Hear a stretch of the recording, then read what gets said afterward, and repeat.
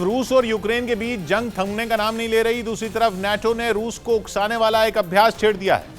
30,000 सैनिक एक साथ इस अभ्यास में हिस्सा ले रहे हैं, जो बर्फ के बीच दुश्मन का खात्मा करने के लिए अभ्यास करने में लगे हैं। 30,000 सैनिकों का यह अभ्यास नॉर्वे में चल रहा है। सफेद वर्दी पहने सैनिक बर्फीली चट्टानों के बीच आधुनिक हथियारों के साथ अभ्यास करते दिखे। ऐसा अभ्यास की जरूरत पड़े तो सैनिक बर्फ में ही छिप जाएं। नाटो के सभी 30 सदस्य देशों की मौजूदगी इस अभ्यास में है। नॉर्थ सी में भी सैनिकों का अभ्यास हुआ, जिसमें सबमरीन और एयरक्राफ्ट कैरियर तक शामिल किए गए। अभ्यास के वीडियो भी नाटो देशों की तरफ से ही जारी किए गए और संकेत ऐसा गया कि यह अभ्यास कम और रूस को चेतावनी ज्यादा है, जिसकी दो वजह हैं। पहला टाइमिंग और दूसरा लोकेशन। मतलब यह कि जब रूस और यूक्रेन के बीच भयंकर जंग छिड़ी है, उसी वक्त रूस के करीब नाटो देशों का अभ्यास रूस को उकसाने वाला है, या शायद यह चेतावनी देने वाला है कि अगर नाटो देशों पर संकट आया तो रूस के लिए चुनौती आसान नहीं होगी। लेकिन उससे भी ज्यादा जरूरी है यह समझना कि नॉर्वे में इस अभ्यास का होना अहम क्यों है।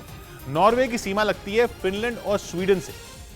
दोनों ही ऐसे देश हैं जो नाटो की सदस्यता लेने की कोशिश में है, और दोनों ही देशों को रूस बार बार चेतावनी दे रहा है कि अगर नाटो की सदस्यता ली गई तो अंजाम अच्छा नहीं होगा। यहां तक कि एक बार तो रूस अपने जंगी जहाजों को भी स्वीडन की वायु सीमा में भेजकर सावधान कर चुका है। अब स्वीडन के पास नॉर्वे में नाटो का अभ्यास केवल रूस को ताकत दिखाना ही नहीं, बल्कि स्वीडन और फिनलैंड का हौसला बढ़ाने वाला भी है।